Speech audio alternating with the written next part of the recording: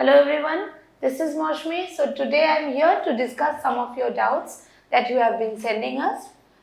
So we have two problems sent today as per your request. Now this is the first one that we have. A wire of radius r stretched without tension along a straight line is tightly fixed at A and B.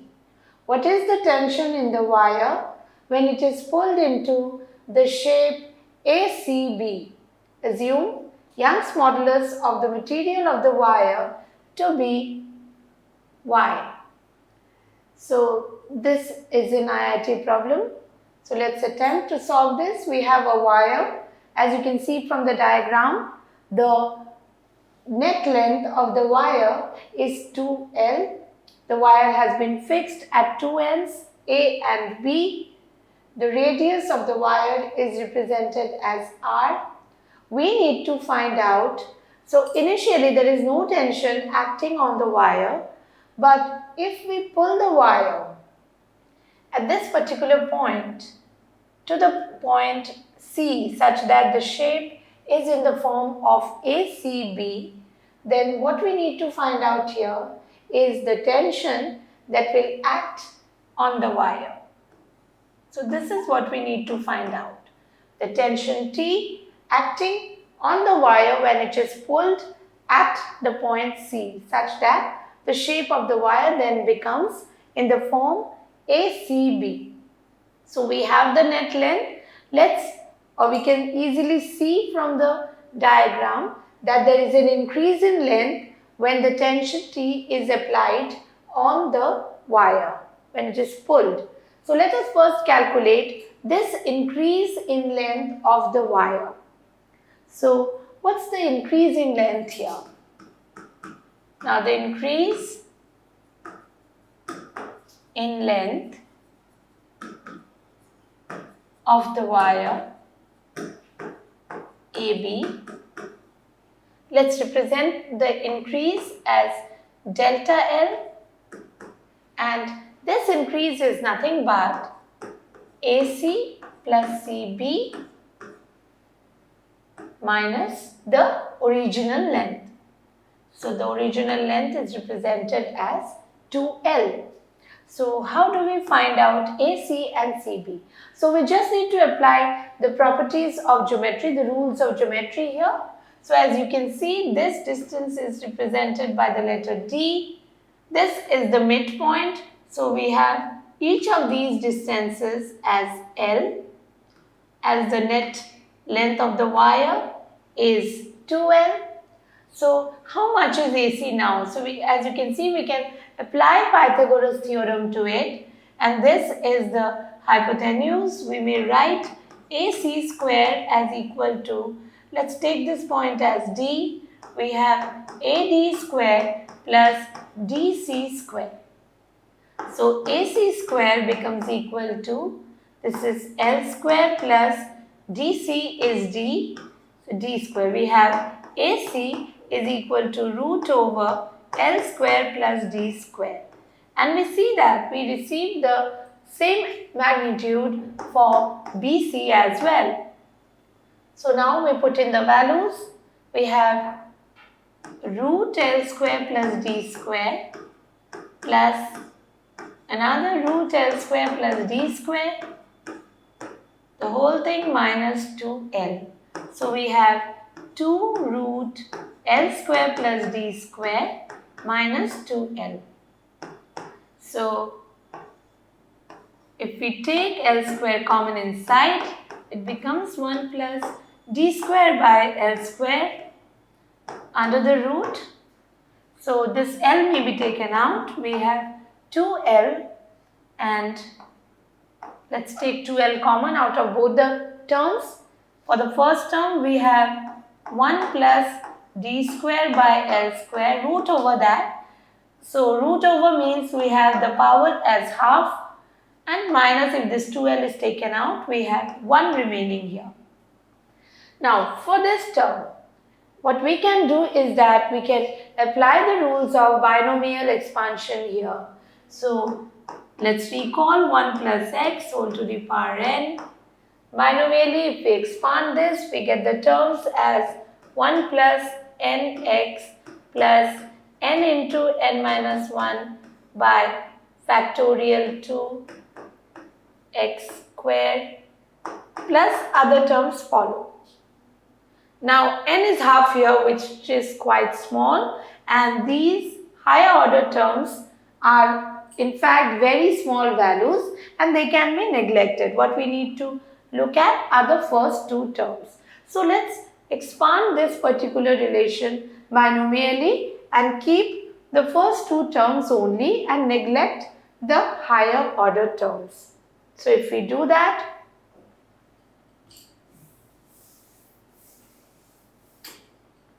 we have delta L as, this is 2L, and here we have 1 plus nx, n is half and x is d square by L square, and outside we have minus 1 again.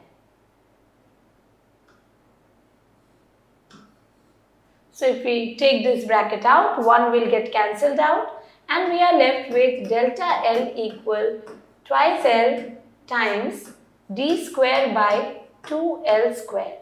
So this will give us d square by L. So d square by L, this is the change or the increase in length that we get here.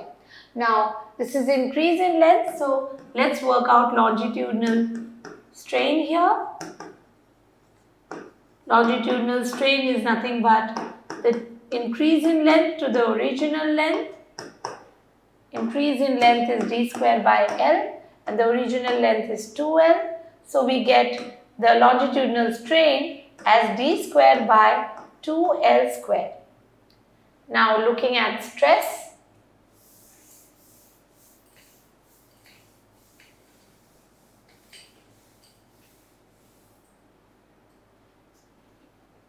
the stress here is nothing but force per unit area. The force is the tension here per unit area.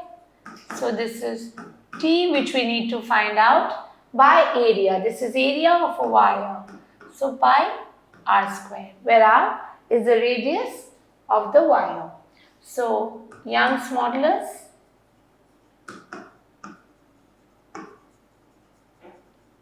Y may be written as stress by strain. This is longitudinal strain, of course. So we have T by pi r square divided by, this is d square by 2L square. So this is what we have. Let's work out for T. We have T equals Y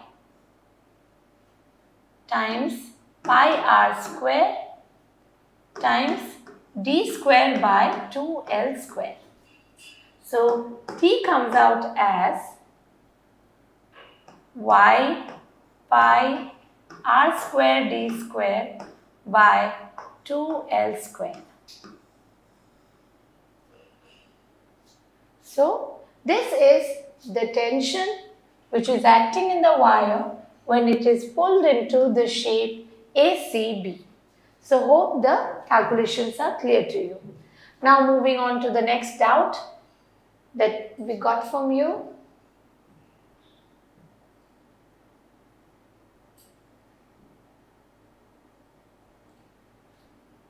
A solid sphere of radius r made of a material of bulk modulus K is surrounded by a liquid in a cylindrical container. A massless piston of area A floats on the surface of the liquid. When a mass m is placed on the piston to compress the liquid, the fractional change in the radius of the sphere is. So there is a solid sphere. It is made up of a material whose bulk modulus is given by K. Now this solid sphere is surrounded by a liquid in a cylindrical container. So suppose this is the cylindrical container and this is the solid sphere here of radius r. Now the container has been filled up with a liquid. The solid sphere is in fact surrounded by this liquid. There is a massless piston of area A that floats on the surface, and suppose we are applying a mass m on the piston as if to compress the liquid. We need to find out the fractional change in the radius of this particular sphere. So the original radius is given. Let's begin with the bulk modulus K of the material. So bulk modulus K is nothing but the normal stress to the volumetric strain.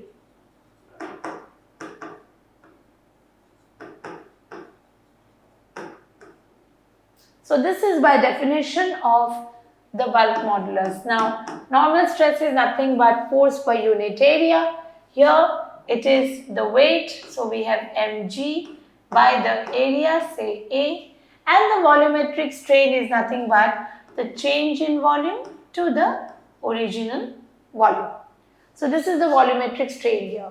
So working on this, the change in volume to the original volume is nothing but mg by Ka.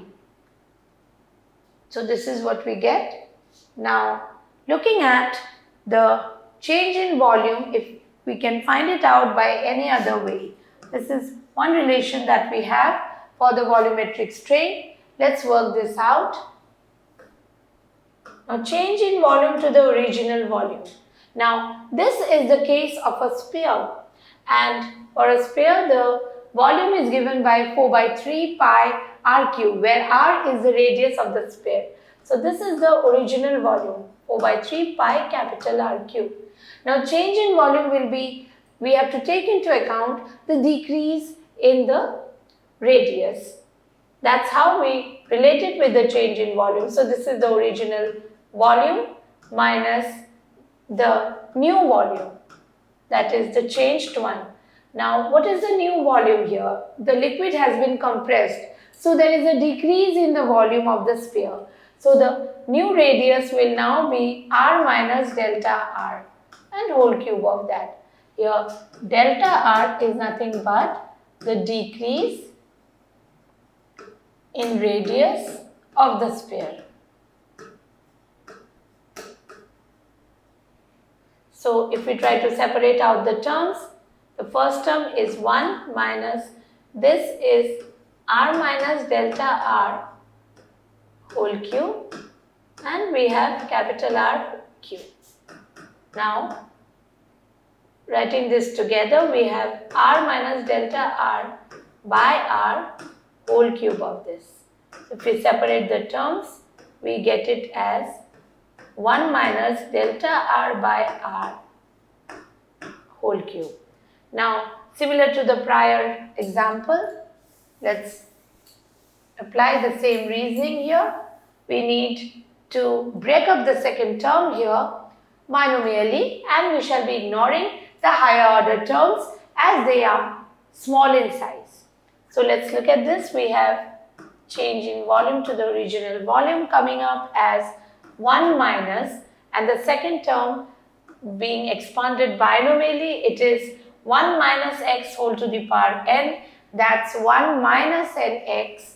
So we have 1 minus nx, so 3 times delta r by r. Now looking at this, opening up the brackets, we get this as 3 times delta r by r is nothing but equal to change in volume to the original volume. So this is what we get from the calculations. Now we can equate the two relations. We are left with 3 delta r by r is equal to mg by Ka. So this gives us, we need to find out the fractional change in radius of the sphere. So we are concerned with the fractional change, that is delta r by r, which is equal to mg by 3 Ka. So this is in fact the fractional change in radii of the solid sphere to which some pressure has been applied. So hope your doubts got cleared. Do keep sending us your doubts and follow our channel. Abdemi. Thank you.